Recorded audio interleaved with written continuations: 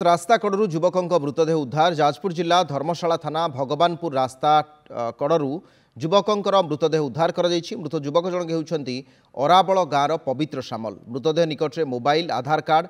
युवती stall bullet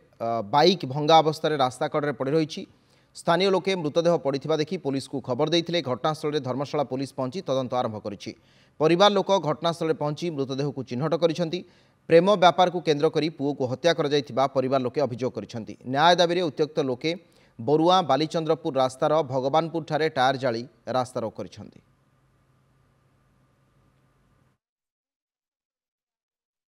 काली पुओ मो घरे थिला 10टा पर्यंत 10टार गले शोइबाकू शोइले मोर बड़ पुओटा भितर शोइला ये बाहर रहिला बाहर रही कहला मु परे शोइयाकू जिमी तमे शुओ शोइला ये पदारे शोइथिला बाहर केतबेले उठिकी से झील को काले आमे तो जानिनु तार डॉक्यूमेंट जा पड़ची आमे सब देखुछु आमे से विषय रे किछु कहि परिबुनु। अच्छा काली राति रे संजय बेले मो घर खाई पीकी गले राति 10टा समय शोइयाकू जाइथिले आज सकाळ मु सुनुछु मो पुओ कारण पा से जो कर्म से नागहर से झीटा सागर माने भल पाइला बोली कहते ता चपल फपल सब पड़ी ओना पड़ी मोबाइल अच्छी मोबाइल फोबाइल सब पड़ी जो भाव में सुकल्पित भाव में मृत्यु मरा जाइए मारी दि जाइए से आसामी किए से आसामी की धरिकी देले आम आत्मा टिके हेले शांति पाइब। तेणु ये जो रास्तार आज करा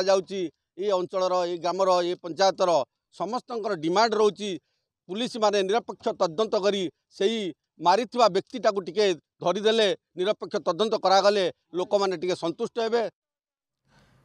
ए संपर्क अधिक आलोचना करने आम सहित हेमंत दास चंडीखोल रिपोर्टर अच्छा। हेमंत भगवानपुर हत्याकांड पछर कौन कारण प्रेम व्यापार ना पूर्व शत्रुता ना अन्य किछि पुलिस एपर्यंत किछि प्रसंग में मुह खोलाणी कि हाँ देखो निश्चित भाव में अविनाश जो भाव में आज सकाल सकाल जो भाव में जाजपुर जिला धर्मशाला थाना अधीन भगवानपुर ठारे जड़े युवकों मृतदेह उद्धार होता है स्थानीय लोक प्रथम देखी देखा ही धर्मशाला पुलिस को खबर देते खबर देवा घटनास्थल में पुलिस पहुंची स्थानीय लोक अंचलवासी जितेबाला आसी समस्ते पहुंची देखा मिलता युवकों मृतदेह रास्ता कड़े पड़ी यारी पाखरे युवकों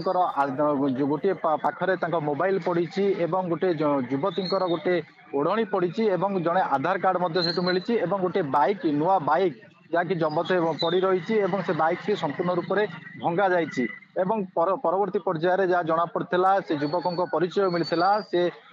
आपण अराबल अंचल पवित्र सामल बोली जना पड़ा परवर्ती पर्यायर परिवार लोक आसी पहुंची मृतदेह को चिन्हट करते परिवार लोकंर अभियोग होची ये प्रेम व्यापार को नहीं ये भाव में हत्या करा अभियोग आनी परिवार लोके जे दीर्घ दिन धरी जहाँ बड़ापा प्रतिक्रिया आम हस्तगत होता कहवा अनुसार 3 वर्ष पूर्व युवकों जड़े युवती सहित प्रेम संपर्क गढ़ी उठता ए